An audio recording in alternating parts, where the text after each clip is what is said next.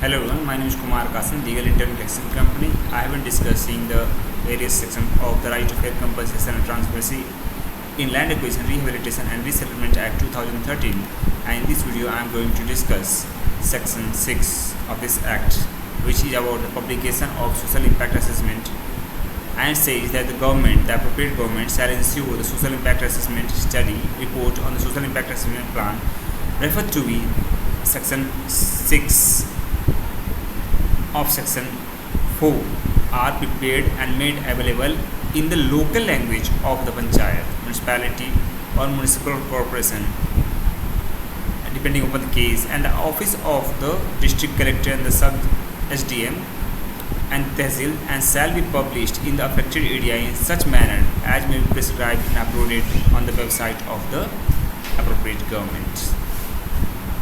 And it also says that the environmental impact assessment is carried out. A copy of social impact assessment shall be made available to the impact assessment agency authorized in the central government to carry out environmental impact assessment.